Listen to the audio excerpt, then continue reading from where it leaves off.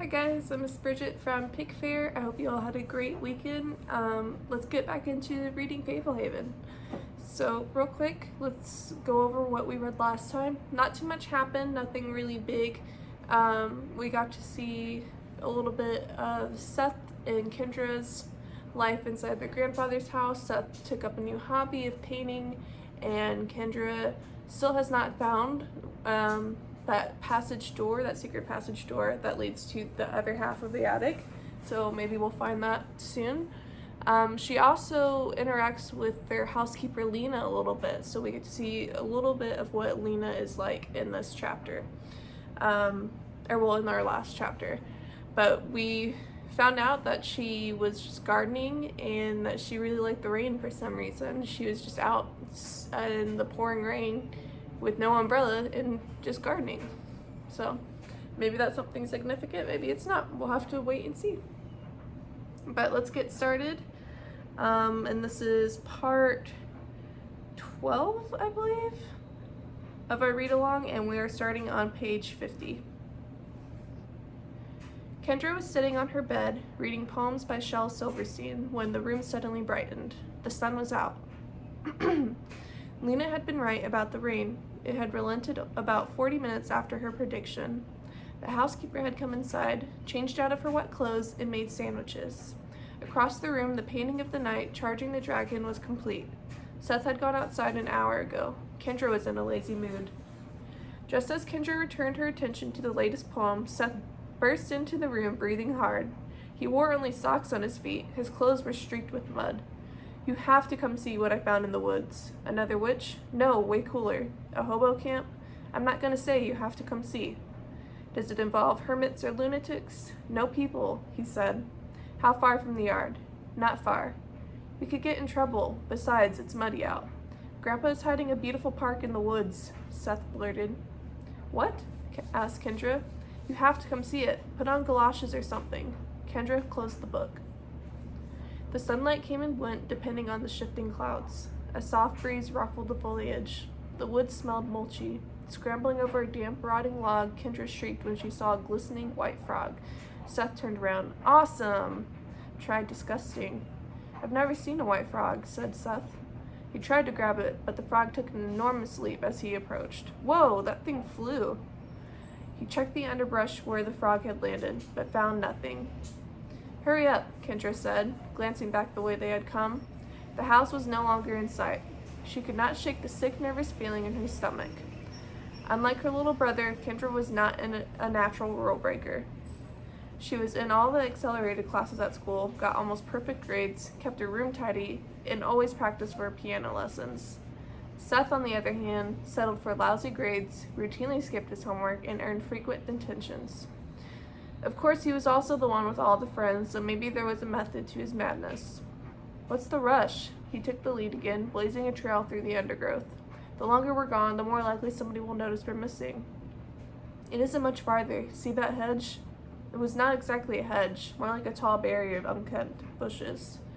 "You call that a hedge?" "The park is on the far side." The wall of bushes extended as far as Kendra could see in either direction. "How do we get around it?" "Through it. You'll see." They reached the bushes and Seth turned left, studying the leafy barricade as he went, occasionally squatting and checking closer. The interlocked bushes ranged from 10 to 12 feet tall, and they looked really thick. "Okay, I think this is where I squirmed through."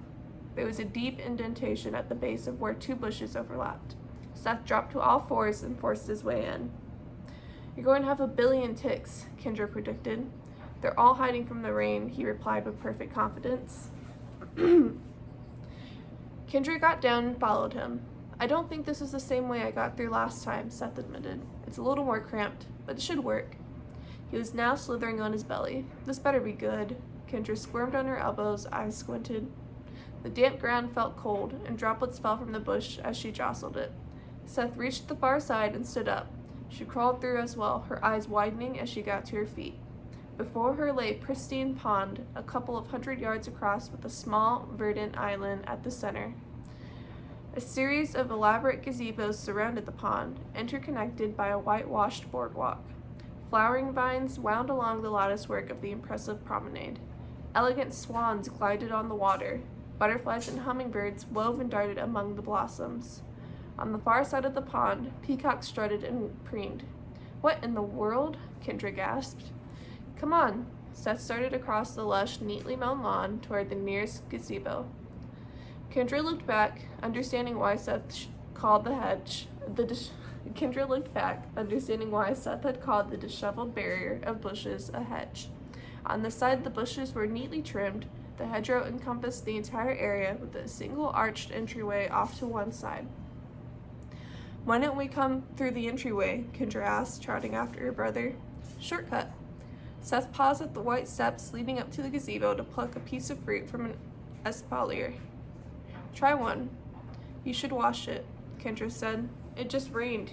He took a bite. It's so good. Kendra tried one. It was the sweetest nectarine she had ever tasted. Delicious. Together they mounted the steps of the extravagant pavilion. The wood railing was perfectly smooth. Although unshielded from the elements, all the woodwork appeared to be in flawless condition. No peeling paint, no cracks, no splinters. The gazebo was furnished with white wicker love seats and chairs. In some places, the ubiquitous vines had been woven into living wreaths and other fanciful patterns. A bright parrot sat on a high perch, staring down at them. Look at the parrot, Kendra exclaimed. Last time I saw some monkeys, Seth said. Little guys with long arms. They were swinging all over the place. And there was a goat. It ran away as soon as it saw me. Let's pause real quick. They included a picture, so I wanted to show you guys. You can see the pond and the green island in the middle. Even though it's black and white, you can see that there's a lot of foliage and plants. And then you can see the white gazebos that just wrap around the entire outside of the pond. And that's where we'll stop there today, guys. We'll continue reading some more tomorrow about this. But it's getting pretty good. I hope you guys liked that reading. Subscribe to our channel, and thanks for watching. Bye.